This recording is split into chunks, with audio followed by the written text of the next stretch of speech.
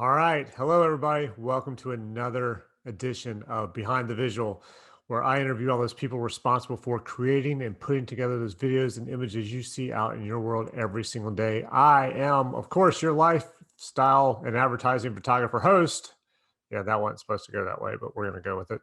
I am Mark Hansen, lifestyle and advertising photographer, and I am your host of Behind the Visual. So today, our guest is Carmen Roselles, and Carmen is a senior project manager at Hot Dish, and she has some great stories. I had a lot of fun talking to her.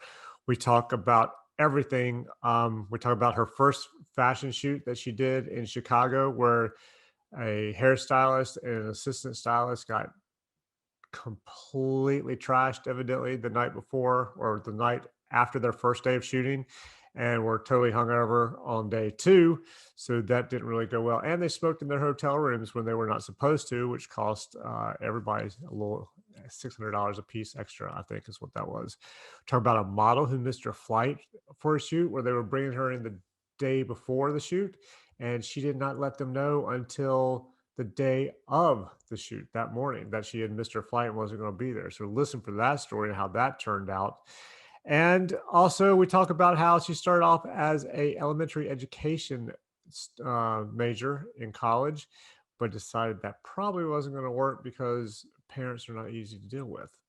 Also talk about her growing up in the Black Hills and how her father had a huge impact, I think, on her artistic eye. So listen for that. We also talk about her love of looking through stock photos and of Seinfeld, the show. Probably the comedian as well, but definitely the show. So stay tuned, listen to this, like it, thumbs up it, subscribe to it, give me some comments, tell me what you think about it. But I hope you enjoy this one, and you guys let me know what you think.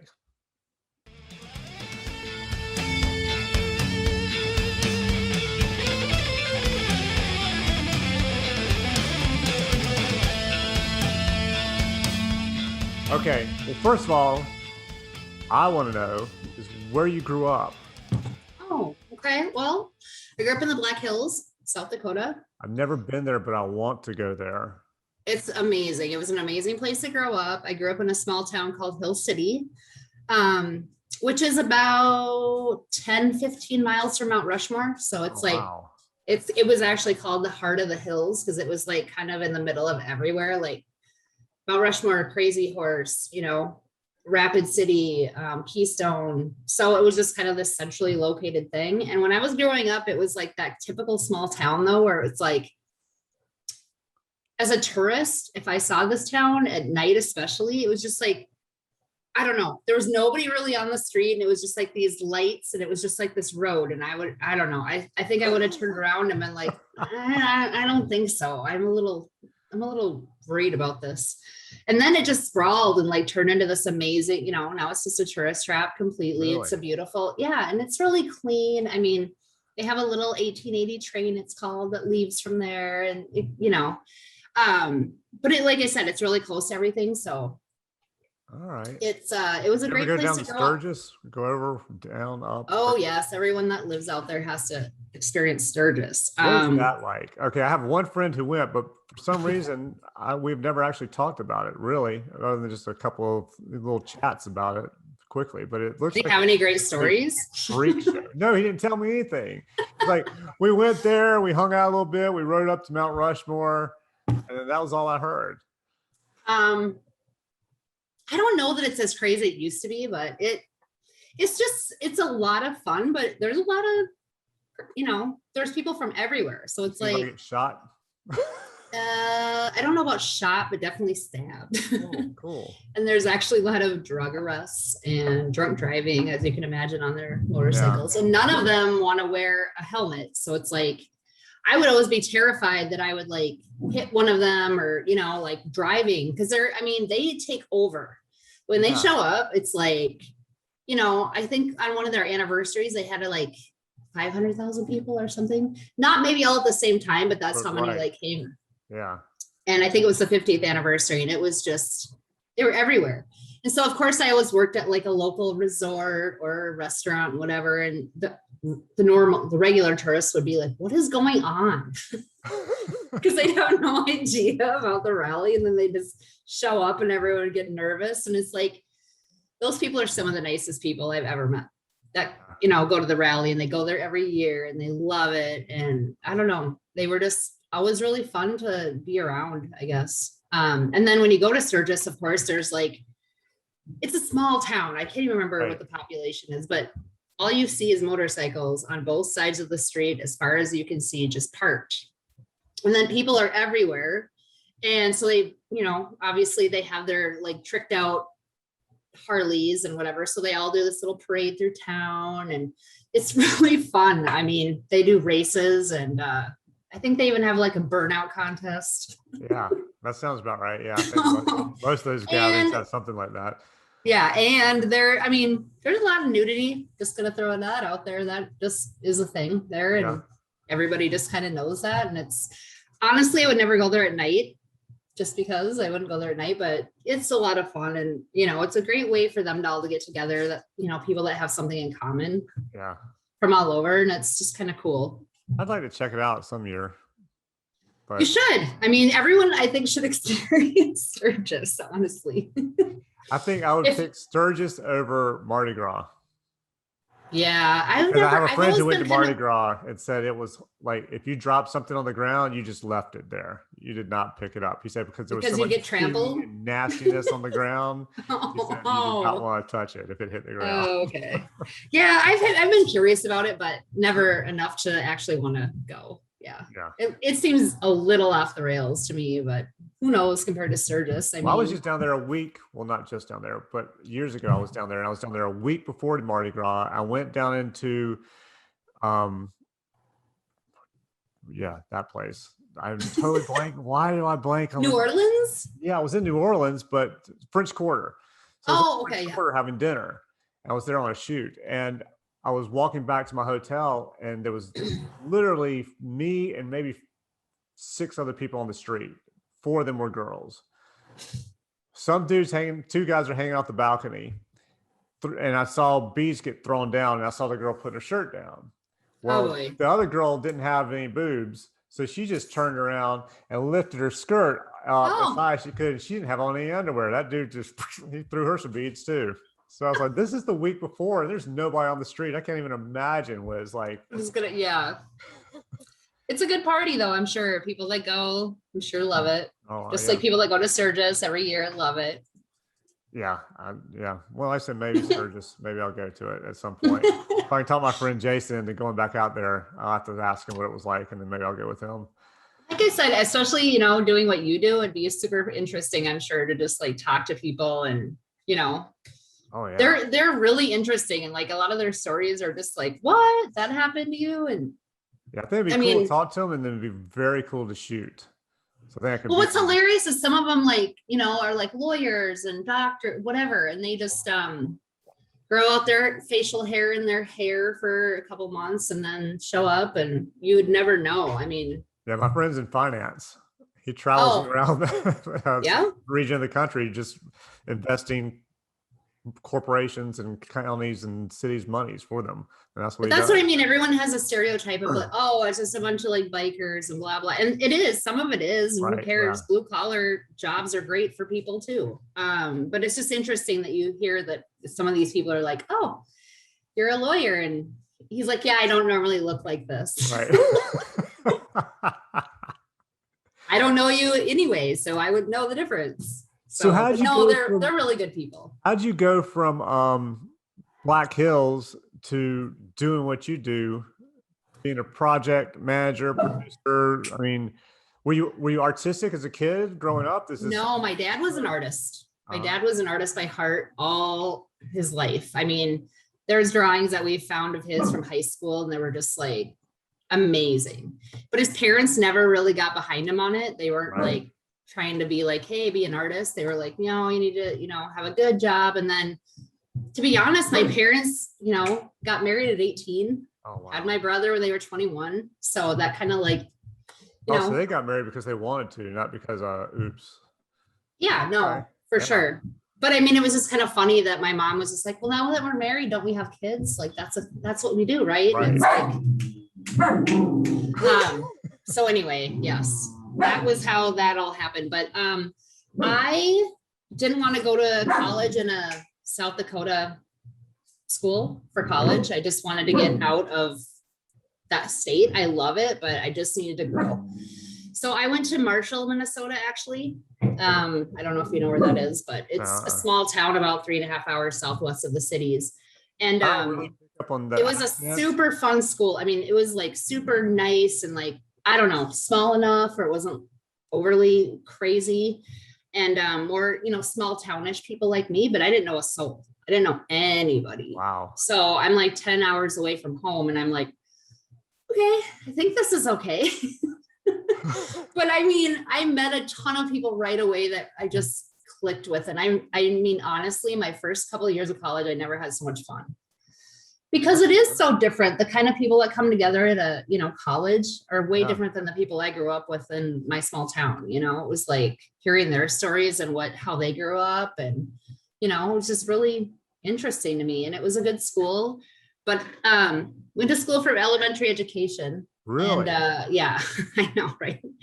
My friends still laugh about that. But I just realized it wasn't for me.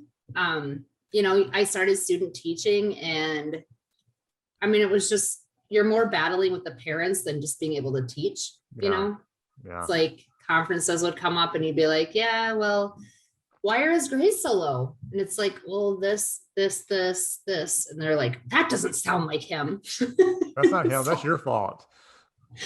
So honestly, it just turned me off to the whole idea of trying to teach children. It's like, I was so into that, but the amount of stuff you deal with their parents is pretty amazing. So yeah, I can imagine. Then my brother lived in Minneapolis, so I moved up here. He was like, yeah, sure, come on up. And I didn't know what I wanted to do. I was like, I don't know what to do.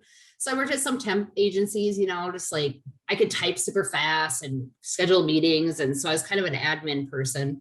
And then my brother, who worked at one of the biggest advertising agencies in Minneapolis at the time, got, my foot in the door. He's like, well, why don't you come and work here? And I was like, okay. So I started off as an account coordinator, right. Not the lowest level, but it's an entry level job. So, and I loved it. I just loved the culture of it, I should say. And that was McCann? It was actually Kalamazoo SC at the time. Okay. It then went to Kalamazoo, I think, and then just Methuen. yeah. I don't know. It's changed names a few times. But it was just such a good experience. So it was because it was so big. And, they took up multiple floors of the building they were in. And I just remember, it was huge. I just remember being like, this is the biggest place. And all these people do stuff that for their clients. And they had huge clients then too. I mean, it was like, when I started, we had AirTouch Cellular, it was called at the time, which became Verizon. Wow.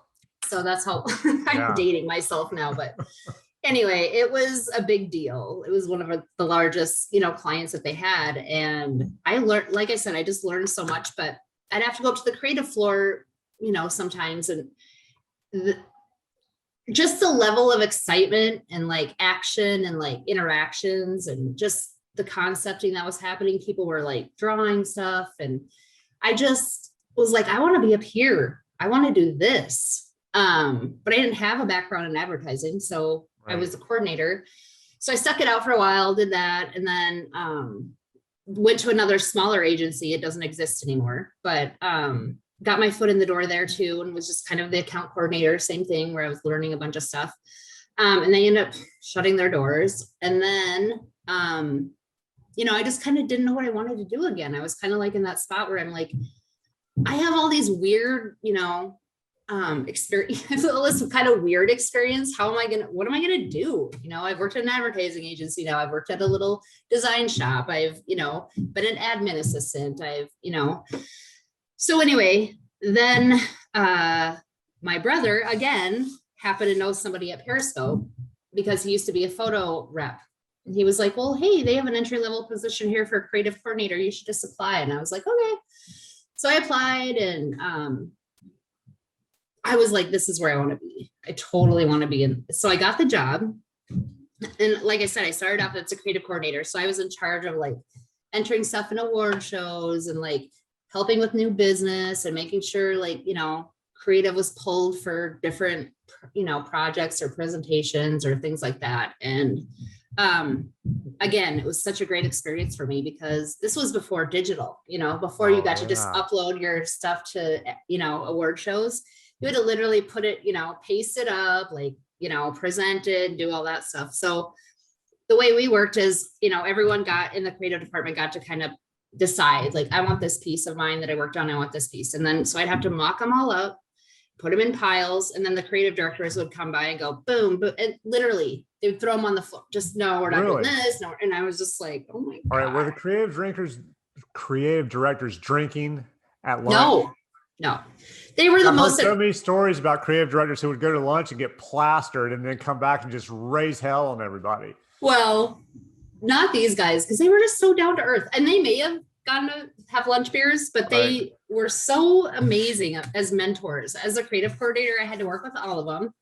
And I'll never forget, they were just normal guys, they were just like, hey, one was from Stearns County and one had grown up in Hayward, Wisconsin or whatever. And they were just really kind of my people, like I grew up with a lot of like blue collar people, but these guys they started from scratch and they worked their way up and made this amazing agency, which was Periscope. And I was so proud to work there. I mean, it was just the culture. Everyone knew everybody. Everyone respected what everybody else did. But as a creative coordinator, I had to talk to production. I had to talk to the creatives. I had to talk to account people. I had to talk to the project managers, all of it. So I got to know everybody. And it just was such a nice feeling to know everybody. And it was really family oriented. I mean, it was really a family oriented agency. So then a year goes by and we needed a second producer. So we had one, and then I joined as a producer and fell in love with that job. I mean, I fell in love with that job. Producing art was just, I don't know. I didn't care how many hours I worked. I didn't care how long it took to like do something. I just loved it. And, producing photo shoots and illustrations and animations and, just all sorts of things that were just creative. And, I guess I'm a little more right brain than left brain, but as a producer, you kind of have to be both. Right. Because you're doing estimates and doing math and all sorts of stuff and, doing actuals and blah, blah, blah. But just the interaction with all these amazing artists was just, great. I loved it. New York, LA, wherever, it was just, they were really interesting people to just, be around. How were you finding the people, the photographers, the directors, whatever? How were back then and even now? How were you finding them? And especially back then, how did you know that you would like them enough? Because I remember, anybody who knows who's been around in even a little while, you used to have to go and meet people in person. You have to drag your bag with you with all your books. Yeah. You have to actually meet them in person. And now you can take an iPad and you can do the Zoom thing if you want to now, or it still helps, I think, in person. But it does. How did you know if you just got a book sent to you and you liked it? Did you get on a phone call and talk to these people? Well, or how does it work? There'd be showings. I mean, people would always be like, hey, we're going to be in town. Can you set up a showing for us? Because, when I was producing, Periscope was probably more like the 4th or 5th largest agency in town. We had a great ton of clients. So I'm sure they would research us and be like, who should we go see? And then they would contact us. And then, we'd be like, okay, you can come, but to get people to come, you're going to have to bring some sort of treats. Yeah. And some of them would do this elaborate setup of like catering and whatever. And I mean, the word would get around and then all the creatives would be like, oh, look at some books for a little bit. And I mean, it would be a serious thing, but back then too, I had an office where I had tons of promos. I just filled my entire wall on every side with pictures and illustrations and just stuff. And, sometimes the creatives would come in and be like, who was that guy that came here, 2 weeks ago or last month? I can't remember his name, but he did this or whatever. And then they see there's promo on the wall. He's like, yeah, that guy.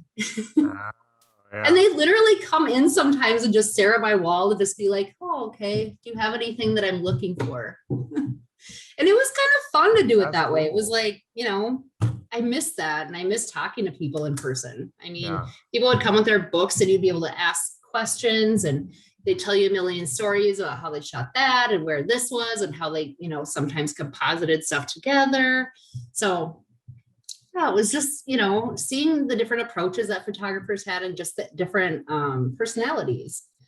Um, that makes a huge difference. I mean, when you Oh can get in yeah. front of creatives and meet them in person, you might have an amazing book, but if they connect with you and, that's a big deal because they'll Well, remember it and they'll be like, hey, that guy that came or that woman that came and, blah, blah. Can you pull up her, because I would have to pull scrap all the time right. for inspiration boards and mood boards and things like that. And then if the client obviously gravitated towards a certain style or, whatever we wanted to present, that's kind of how we did it. And then, yeah, there were phone calls. Yeah. I mean, unless it was a local artist, of course, which, we did try to support the local artists here because there's a ton of them in Minneapolis, St. Paul. But yeah, it was just, we couldn't even see each other. This Right. was back before you could even see each Yeah. other. So it was like, I don't know, you would just ask questions, you'd send them mood board, you'd talk through it and be like, this is what I'm looking for, blah, blah. And they just collaborate on the phone and then we'd start the estimating process. So Oh yeah, the fun part. yeah, I mean, but again, I mean, I can't imagine, I've never been a producer since the whole Zoom and the whole pandemic thing. So, I mean, I'm Right. sure it's a little easier to at least kind of have that conversation because if you're just talking to someone on the phone and they're in New York, or LA or, Bismarck, North Dakota, you don't, you can maybe collaborate and talk with them, but you don't have that personal touch. Yeah. Where like when you can see somebody's face or chat with them live, I can see that being a huge Yeah, I would think it's pretty big advantage to be able to do that yes. because if you're going to spend days or weeks sometimes with people, you need to make sure it's somebody you like. Because I've been on shoots where it's 5, 6 days, 7 days, whatever, and there is one or two times where there was an art director that I had not really met before, and it was not the greatest experience. Yeah. Yeah. I mean, Even my people are assistants were people. talking shit about him. I mean, my assistants were like, I hate this dude. And I'm like, you got to keep it down, man. You can't go over there and attack him for whatever he's doing. But There's a lot of there's kind of a lot of pretentious people, and maybe I'm gonna be in trouble for saying this, but creatives especially, they want their vision. They want their vision to come to life. And if you can't get on that same level, with them to be like, okay, I get what you're saying. But that's kind of why producers exist too. Art buyers. It's like, okay, I hear what you're saying, creative. Now I'm gonna go over and tell this guy. And at some point you're gonna come together and be on the same page. I mean, it's just kind of like translating. I'm usually not that, when it comes to stuff like that, I'm very easygoing and good. So the creative part this was literally a personality thing. Like there were two art directors on two shoots, and I had my lead assistant hated them both. And it was one was literally over top of my shoulder with his camera shooting. There was one point we're on a boat. I had to tell him, like, dude, can you move your foot? It's in my shot. I was sitting on the boat and he was right beside me shooting. I was like, man, your foot's in the shot. Can you move it out of the way a little bit? Was he just trying to get behind the scenes, or what was he doing? He was shooting exactly what I was shooting, because I think he wanted to be a photographer as well or something. They didn't use any of the stuff he shot, but it was, my assistants hated this guy. And then the next guy, he was sexually harassing every male on set to the point where my assistant was like, dude, we have to stop this. So we finally figured out that he made some kind of sexual comment about what you said, if you were like, yeah, and you turned it around to a woman and said, yeah, like when she does this or when you do this with her, he would get so grossed out that he would finally stop doing it to you, and he would just walk away. And then after about 3 or 4 times, he finally stopped doing that to us. But he was harassing the male models and my makeup artist so bad that the male models reported him back to their agency, and my makeup artist threatened to quit. Yikes. Yeah. So You those don't are want to get all that kinds kind of bad issues. reputation. You don't want to get that kind of. So on that note, yeah, we when I was at Periscope producing a shoot, we were doing like our first fashion shoot in a while, Oh yeah. like at least I was doing my first fashion shoot. And it was for a, hair cutting client. And it was super exciting because we went to Chicago and did a casting, and we didn't necessarily want local models just Right. because you start seeing the same people all the time. We wanted Yep. really specific looks. So we went there and it was so awesome to just see like a casting that, like this photographer was doing and, just asking questions. And then we had a hairstylist that we hired out of Chicago as well. And he came to the casting and was just like, oh, we could do this, we could do that, we could do this. And it was just so cool. And then, so the client was super excited. We're all super excited. The stylist is excited. So we have a great first shoot day, like goes completely awesome. And then, we took the crew out to dinner, just the crew. So we could kind of talk about the next day and whatever. So we had a nice dinner. And then we had call time, I think at 7 a.m. the next day. And I'm like at the studio and their hotel was literally right across the street. The stylist and his assistant was literally right across the street. And it's 7:30. And I'm like, okay, I'm just going to have to go over there and find out what's up. So they were still sleeping and they were like, oh, we lost track of time and whatever. Well, and then the main stylist got his act together, but the assistant was so hungover, like throwing up hungover. Oh God. And the clients were there and you could just tell, I mean, his face was like white. He was just like going to the bathroom every 2 seconds. And then finally we're just like, okay, we have to let this guy go. It's just, this isn't going to work out. Yeah, but coming to find out they were just partying all night and, having a great old time. And then we got a call that they smoked in their hotel room. So we had to call both of their agents and be like, yeah, you're going to have to pay like a $600 fee for smoking in both rooms. So anyway, Wow. It's just, yeah, it all came together fine. And we actually did a second and third shoot with that same client, but it was, my first, like I said, big like fashion thing. And I was like so nervous about it. And then that happened. I was like, oh my God, I'm going to go over to the room right now. I don't know what's going on. So anyway. I had my first big out of town shoot was in South Beach and I didn't have, it was 5 days. I didn't know anybody down there at the time. So I didn't have any assistants. So I found a agency supposedly that repped assistants, which I think that was a crock. The guy I had had just finished some 10-day shoot for a catalog thing, thought he knew everything, but didn't know how to load my cameras because I was shooting film. I had medium format, didn't know how to load them. Film back in the, film. So I had to load my own cameras. And then at one point he had been out partying all night with Paris Hilton not with her, but where she was at the same club. He said with Paris Hilton, but he just happened to be there. I looked there at one point while I'm shooting, he's asleep we're on location. He's asleep on a bench at the house we're shooting it. Did you fire him on the spot? Well, luckily it was the last day. Oh gosh. I did fire one guy because he was on the phone all the time. He was constantly on his phone or checking his email. Mm-hmm. And I think it's because he thought it was another 5-day shoot, but this was time it was in New York. I think he thought he was better than me because he had just been published in German Marie Claire or something. Okay. Yeah, so whatever. But exactly whatever. He literally hardly did anything. And I told him he was late every day. I said, if you're late tomorrow, you should just turn around and go home. Yeah. And he asked my lead assistant, he's like, was he serious? He goes, yeah, I think he probably was. Dude was late again. So I kept him for the day, but I asked my assistant, my lead, I was like, hey, you know anybody else? I know a couple of people, but they're busy. Do you know anybody here in New York? He was like, yeah. He made a phone call. Next thing I know, I'm on the phone telling that dude, don't come back the next 2 days. And then he's threatening to have his lawyer get in touch with me. I was like, first of all, you do not have a lawyer.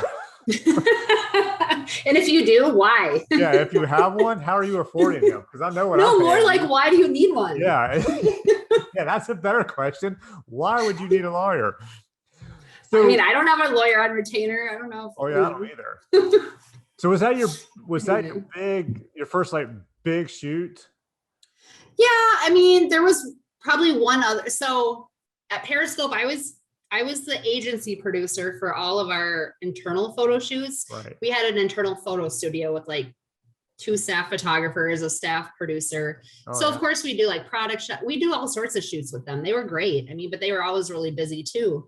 So I was in charge of all that. And back in the day with stock photography, when you do stock searches. Oh yes. Yep. I had to do all of them, which was fine. And you know what? I still miss it to this day. I loved looking at all that stuff. Oh my God. It was just like the stuff you'd see. You're like, oh, I forgot to turn off the nudity thing on Getty. That's why I'm seeing like a woman in the bathroom shot down with their underwear around her ankles. Okay. I'm actually looking for a cell phone photo. So, okay. Just stuff like that. It was always just interesting what you'd see. And I honestly just really loved working with the stock reps. They were really good. You know, they were always like, hey, on it. Like if I needed something, or if we set up like preferred pricing or whatever. I mean, we'd talk a lot actually, or I'd be like, hey, can we get a break on this one photo, you know, or just using it for concepting, blah, blah. And they'd be like, yeah, for sure. And, you know, that's when you used to be able to get high risk comps and blah, blah, blah. But, and then, so on top of that, and like I said, there was only 2 of us, 2 producers. Right. So I was doing all of that. Plus, yeah, then these bigger productions would come in. And one of them we did for a telecommunications company that we had as a client for quite a while, but we had done a photo shoot for them. And I'm not kidding. One day we had 50 shots we needed to get in different environments. Wow. And so, you know, we're like, you're in the office, you're in, you know, whatever. It was just ridiculous. Yeah. But we're like, okay, we'll do it. So it's like midnight. The clients are just like, are we done yet? And I'm like, no, we aren't. Because it's kind of like, you guys put this on us. We're going to freaking finish it now, of course. We can't like not finish the shot list. So it ended up being like 2 a.m, I think. And God, you know, you're running and gunning at that point. And that's not how you do a shoot like that. Right. When you're trying to like have it look really good. So a couple of years passed, and we had a new creative team, and they convinced them to do another photo shoot. And it was amazing. We had to find a photographer that had shot with Target before, because they wanted a certain look and feel, right, you know, with the environments and just colors and kind of people that were, you know, not your normal model type, but just, you know, really animated. And what we called you could aspire to. Wasn't like a model where you're like, oh, that's not me. It was like people that are actually kind of normal and you feel like you could be that person. And it was huge. I mean, we had to do a huge casting, and it was a big deal because we hadn't shot with them for a couple of years. So we had to like blow them out of the water, which we did. But that was one of the most fun shoots I've ever done. And I mean, it couldn't have been any better. And those were really hard clients, really hard. They were not on the same page. There was one that was more like the retail marketer, and one was that more brand person, and they butted heads. So you're like, which one do I listen to? Who gets to decide if the shot's done?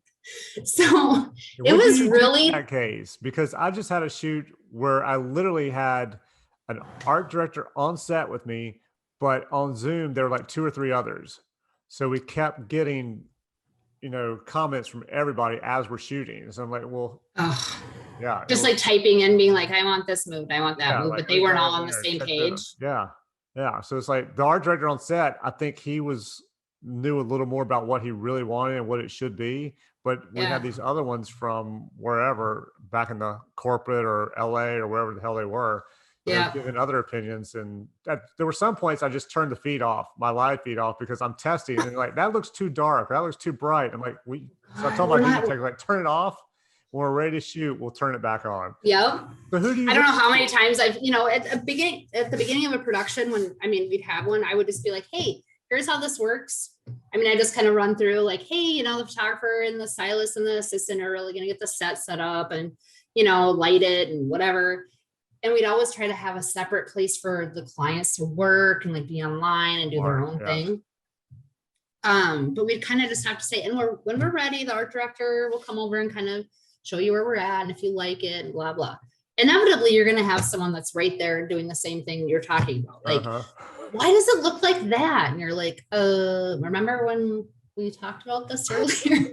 But I always try to set that like precedent, it's like, this is what this person does. This is how this works. This is how that works. It was kind of like in a nice way. Don't directly talk to the photographer, talk to the art director. Right. Or myself or the producer, but don't just go up and be like, hey, can we do something else? Like, you ever just look at him and go, is this your first time on a shoot? That's why I would do it, because sometimes it was. I mean, or you'd have, like I said, 3 people, and then it's like, okay, well, I want to know. I always would be like, who's the final say? I mean, if you all have different opinions, you kind of got to work it out. Because on that telecommunications shoot, it was like the retail, like I said, person and the marketing person, brand marketing person, and the brand marketing person was actually higher up at the end of the day, but she was so hard to please. And like, the other client would be like, well, I kind of want to get some other shots for, the retail stuff too. And it was like, okay, yeah, we'll get to that. But she was another one that just thought she knew everything. And it was just so hard. And literally we were like, you'd get a different personality every day from her. One day it'd be like, nice person. And then the next day it'd be like, I never said that. Where did you get that idea? And you'd be like, what can you say at that point? Like, you told us to do it. That doesn't really work out. I had an art director who would literally do that in the same day. I was shooting in studio. We were shooting some shorts, and it was a bigger studio. So I was just on one bay, and there were like a couple others. And he came and looked at what we were shooting, and he was like, we need to reshoot those shorts because of whatever. And I was like, okay, we'll do it. So I told the stylist, we'll do it at the end of the day when we finish with what, because it's going to be a little bit different setup. She's like, okay. So we're shooting, and hour and a half, 2 hours later, this dude comes back, looks at the screen, looks at everything we've shot again, gets to those shorts and goes, oh, great, you reshot the shorts. Yeah, they look good. We sure did. You were watching them. Yeah. Like I said, I love creatives, but it's a little bit like bright light. Here's the bright light. Look at me now. Quit being all over the place, because that's how they think, and they should. That's their job. But it's kind of like trying to keep them focused and on task themselves. Sometimes it's like, yeah, I know you want to get a ton of test shots or like, cool shots that you want to use for your portfolio. Fine. As soon as we're done here and the client leaves and, you can do whatever.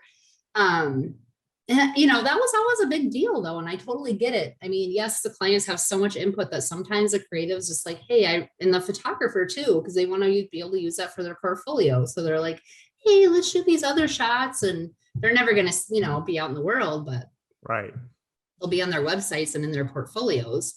But we kind of got dinged once on that too, because at Periscope, we'd had this, digital board, and it would just like run through client work.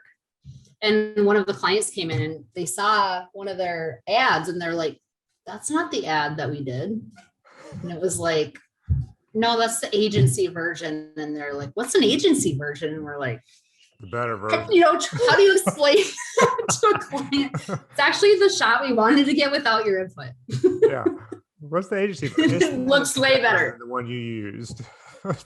Yeah. Way. And I mean, but it was a big deal at the time, and so we had to take it down. But anyway, stuff like that happens, right? Yeah. Oh yeah. I mean, there are plenty of times where I've been asked to shoot stuff and it's like, that's not going to work, but I'll shoot it, and I'll never. Sometimes you're not going to win that argument. No. And if you even do win that argument later on, they could come back on you and be like, I told you I didn't want this. Oh yeah. So you always kind of just have to, at the end of the day, make them check that box. Like, are you happy? Yep. Got it. Yep. Well, I think that's the biggest thing, is to make the client, for me on my end, is to make you guys look good. So your client looks good. So we all look good. I mean, I had one where the woman wanted me shooting from a fountain she was a fashion designer, and there was this fountain in LA, and she wanted to go shooting from it. I hate shooting fountains. I think it's cheesy looking, whatever. So we're shooting in this, and it wasn't like a cool shot. It was kind of, So we're shooting in this fountain, and there's this really cool tree on the way back to the cars and the van or whatever. I was like, what if we shoot a couple of shots with this tree? And she goes, I'm not doing that. That's senior portrait stuff. I'm not doing it. It was a cool tree, and it would not have been senior portrait, but I just had to go, all right, and just move on. Although I think it would have been a better shot than the fountain shot. But she liked it. She ended up using the fountain shot for the cover of her lookbook.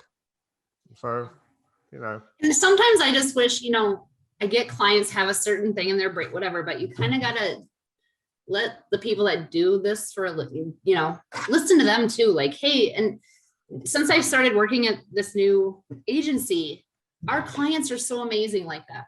They're just, they stay in their lane, so to speak, and they just, what do you think? What do you think? Oh, I think it looks good, and they're really letting the, creatives and the photographer, videographer just kind of do their thing, and they'll look at it, of course, but they've literally, some of them admitted, this isn't what I don't know. Right. Oh yeah. I've had that before. And you know how that goes. Show me something and then I'll know. But until then, I might not know. I've had them where you shoot it in like 4 different setups and they still look at it and go, yeah. Yeah. Okay. Looks good. I know. And you just go, are we good? Are we done with this scenario? Do we move to the next, or do we just I've worked with both. But it's just nice, the ones that are like, just trust, they trust that the people that are doing this know what they're doing. And yes, they're going to come and look at it. They're going to have an opinion, but they're not going to try to art direct it. Yeah. It's like, I've had it, why would you hire us if you wanted to art direct your own photo shoot? Just go do that. Well, there's some, my wife's like that with her company. She's COO of a company, and they had hired an agency and they just weren't getting what she wanted. So finally, well, it wasn't really an agency. It was freelancers that used to be with an agency. And she finally just let them go. And she ended up doing it all herself, exactly the way she wanted. And it turned out amazing.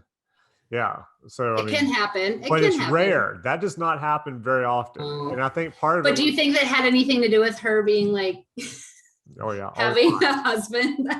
At that point, I'd been doing this for over 20 years, and she'd experienced everything and seen everything I've done. So she had a lot of background to go with and how it's supposed to be done.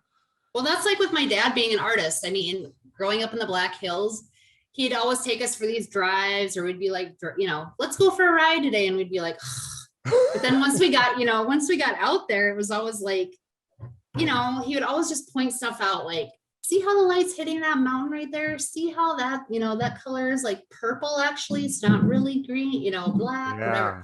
And we were just like, yes, whatever. And now it's just, my brother and I both appreciate it so much, because when we're driving together, like to go back home to the Black Hills, we're like, hey, check that out, check the sky out. Like, and that has stayed with me the whole, and my brother, like the fact that he, would just point those things out to us, because I would have never cared. He never let us have a Walkman. Yes, a Walkman. I said Walkman. Yeah. He never let us have it on, or the radio. He's like, no, we go for rides, we talk. And it was like, okay. but they were some of the best memories I have now, I can see that. Just, taking those drives and I have a good one. So my parents weren't they weren't super religious. My mom grew up Catholic. My dad didn't really have a religion, but they had the Catholic wedding and blah, blah, blah. And, we didn't go to church because my parents actually got my brother baptized, and were practicing religion then. But then, a few years went by and they're like, we don't want to do this. We want to believe in our own thing. So I was never, do I dare to say this? I was never baptized. Hey, I wasn't either. My grandmother's dead, so I guess it's okay. Although I'm pretty sure she knew I was never baptized. Oh, my grandma did, and found out, and was like, I overheard her tell my mom, well, she's going to hell, right? So for so long, I thought I was going to hell, but whatever. So anyway, long story short, my parents woke us up super early on a Sunday morning, and it was dark outside, and they're like, hey, we're going to go to church. And my brother and I were like, what are you talking about? It's like 5 a.m. First of all. Second of all, we don't go to church.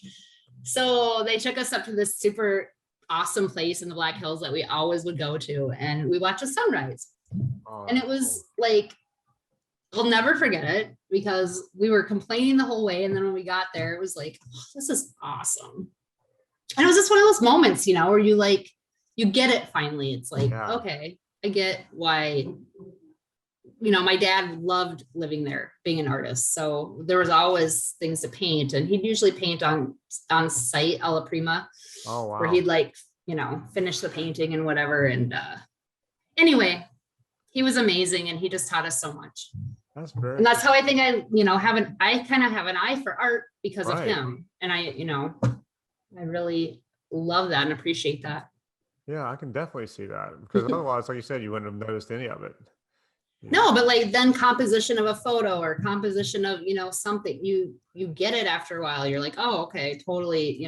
There's all this dead space over here. Why would you take a picture of that? And the person's way over, just that kind of stuff that I'm sure people like you just find natural, to you. But well, I mean, I grew up, my dad was a photographer. Well, he oh, taught okay. photography while he was getting his master's, and then he ran like the PR department of an insurance company. And basically, I'm a photographer because I watched him and learned some stuff, and he got me into it. So Yeah. that part was cool. I mean, but I still see people. I'm doing some stuff, and you still see stuff where it was video shot or photography, and you look at it and go, "How did you shoot that? I can't even. I mean, do you not see how this looks? Why did you not move it this way Do or you move it not that see way?" how this looks? Yeah, so it I drives me know. crazy a little bit. But I mean, to have your dad point out stuff like that to you, I think is very cool because all I do is annoy the shit out of my kids by pointing out stuff on movies. Like, did you see how that did that? Or did you see that? Wait, did you see the lighting changed over here or the background? It was twilight just a second ago and literally the same That's scene cut, and daytime. now it's like noon. And And they're like, stop you're it. ruining it. Yeah, so I just Let me ruined have it my for my fantasy of kids. the movie. Yeah, I ruined it. Your dad helped you. So it's a big But like difference. I said, it was just so annoying at the time. I don't know. He stuck with it though. He just stuck with it. And we, sometimes it'd be like, oh, that's pretty cool or whatever. But, it didn't matter how long we lived in the Black Hills. I mean, we still would find places we'd never been before. Oh, wow. Because they'd want to go off.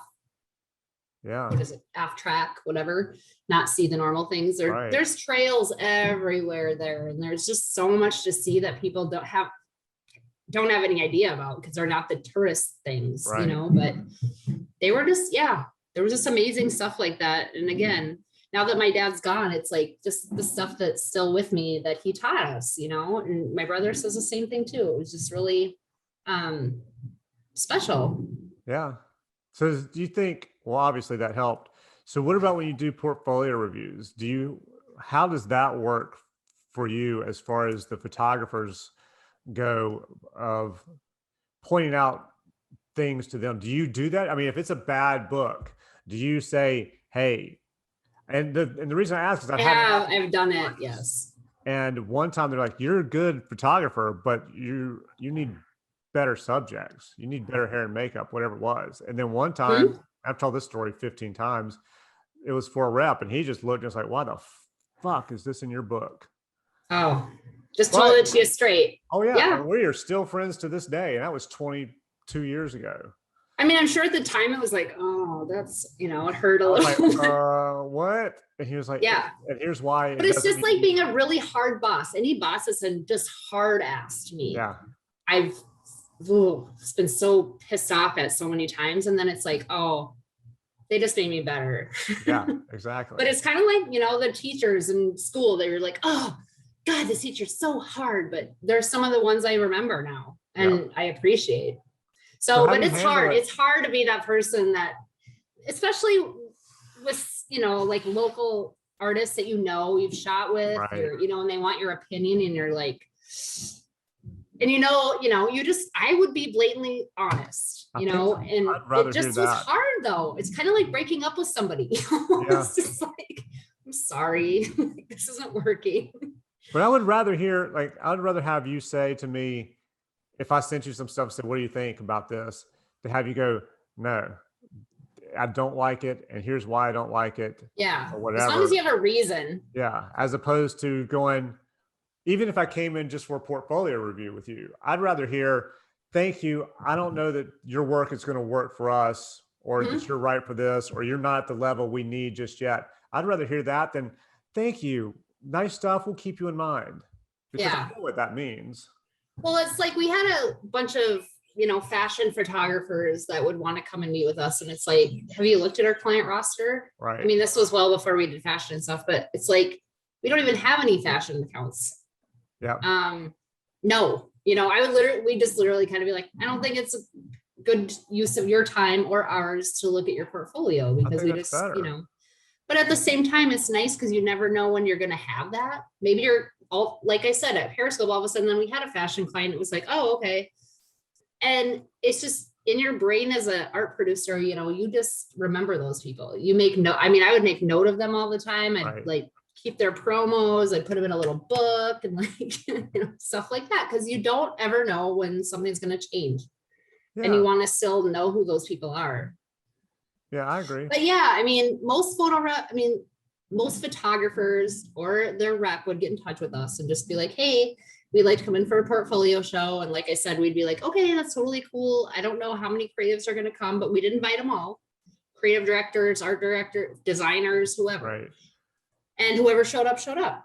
But, you know, it was really cool when a lot of them showed up because they would start talking and be like, hey, look at this, you know, and they'd like be talking amongst themselves, which I don't know. I've always loved the creative collaboration process of like, you know, even between a copywriter and art director, even though that's driven me freaking out of my mind before.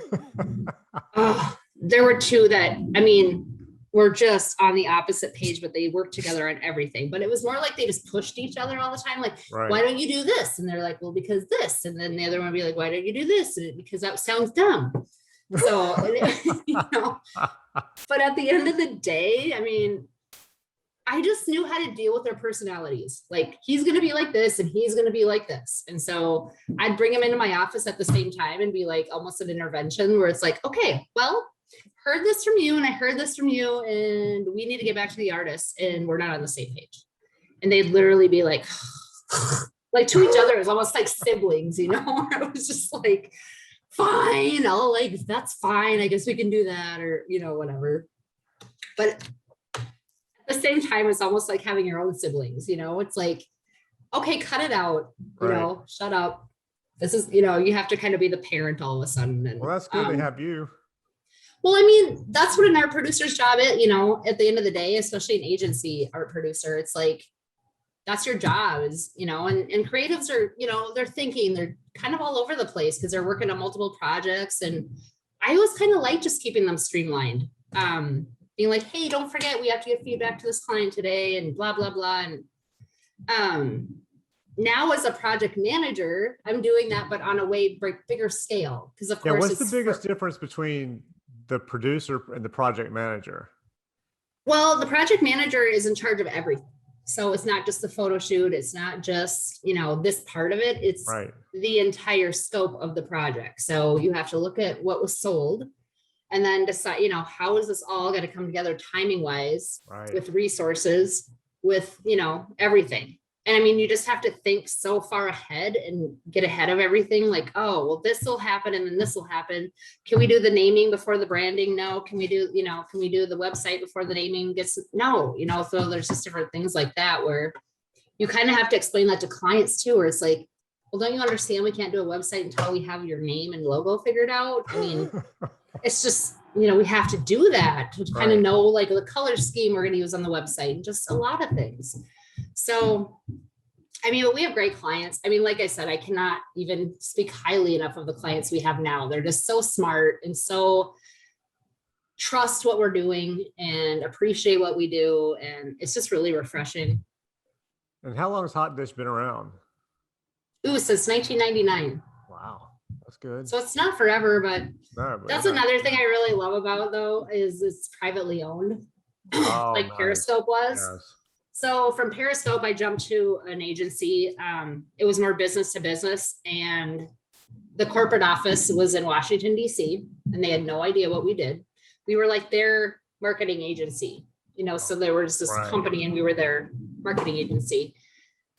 And so, you know, we implemented this project management tool, and it had to be like connected to the financing, and it had to be like this and that. And it was just like, you guys don't understand how this works. This isn't how a creative process is. Like, so we had to kind of like backpedal, and there was just a lot of this, you know? So it was just really refreshing, like coming out of that to be in such a great place. I mean, everyone respects everyone at my, you know, new agency. Everyone, like I said, the clients respect what we do. It's just, it's small enough where it feels almost like a family. And I've only been there 2 months, and it Wow. still feels, there's so much support from everybody, like wanting to pick each other up, or how are we going to solve this? Or, it's That's just been very wonderful. cool. Yeah. Very, very cool. Yeah. Yeah. So tell me about your favorite shoot you've ever done. Do you have one? That's a tough one. Probably one of our food shoots. Yeah. Honestly. Okay. Yeah. It was kind of, we were shooting a ton of projects and, or a ton of food. I mean, just different scenarios. Right. But we were shooting ice cream as one of them. And I had no idea what went into that until, it was like, yeah. oh, we need dry ice and we need to like put this tent up and, blah, blah, blah. And we're going to do the scooper and we're going to do that. And, it's kind of one of those things where you do food photography, you really don't know until you see it. It's horrible. Like how they make that shit look amazing. Yeah. But we'd always have to use their product. No, we'd always use their product, but you still make it real look ice amazing. cream? Yeah. Wow. We did. But then we'd like, the other scoop would kind of be like, something else, like lard or something weird that was colored. And but we always had to use their product. So it was no like, let's fake it and get this ice cream or that ice, it was like, no, we're definitely using ours as a base, but yes, we want it to look amazing. Right. But so I'll never forget one time I was, just talking with the food stylists and whatever in the kitchen, and they were like putting stuff aside, and I'm like, oh, I want to take a bite, and they're like, you do not want to take a bite. It's like, why? And they're like, this is on it, this is on it. And I had no idea how much went into like styling it to make it look beautiful, yet still like their product. Yeah. And I, like I said, getting dry ice, I don't know where to get that in town. Like, I mean, like food stylists do, but it's like the other part of that is there's only so many, in our vicinity that we can, hire. And a lot of budgets didn't allow for us to bring somebody in, rarely, unless they were working as a local. But they were booked all the time. Not bad. And people would be like, hey, let's have a photo shoot next week. And I'm like, you know what? It's all going to depend on if we can find a stylist. And they'd be like, oh, yeah, okay. Yeah. Yeah, that is something I have no desire to ever shoot again. Yeah, food. Yeah. Oh, it's a lot tough. of waiting around for me. And yes, a ton. It's amazing to watch what the stylist can do to make it look. Their little toolkit comes out. They have like a belt around their waist, like, oh, I have this tool and that tool and this tweezer, and like then I have this brush over here, and you're just like, holy crap. Yeah, it's I have a tool for everything. Yeah, it's unbelievable. Yeah. But last question.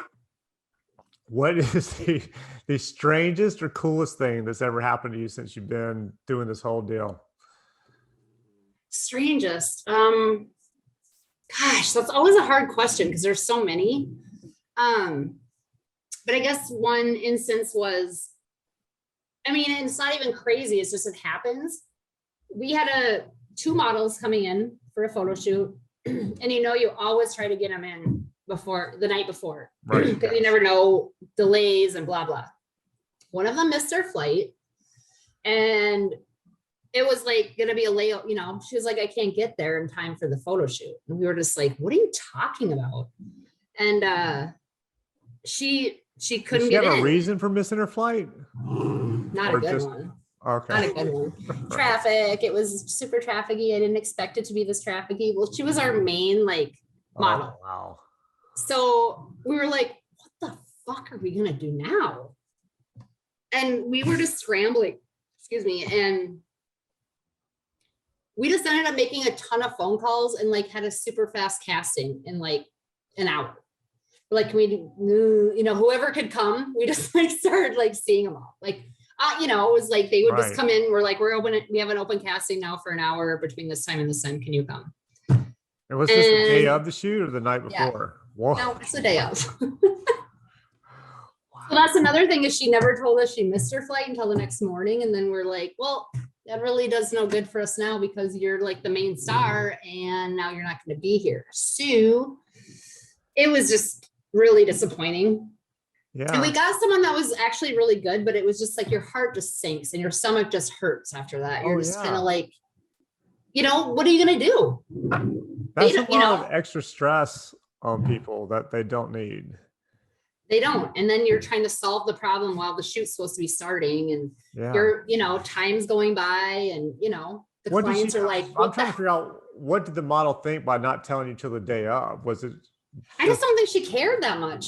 Uh, Oh, by the way, she was the art directors had to have her. And she was on a riverboat cruise. I can't even remember when, so she was just like, we were almost like begging for her to be in the shoot. So I think she just was like, fuck it. I don't really care. I don't need this job for the most part. Just a little too yeah. high ego, where she's just like, it's fine.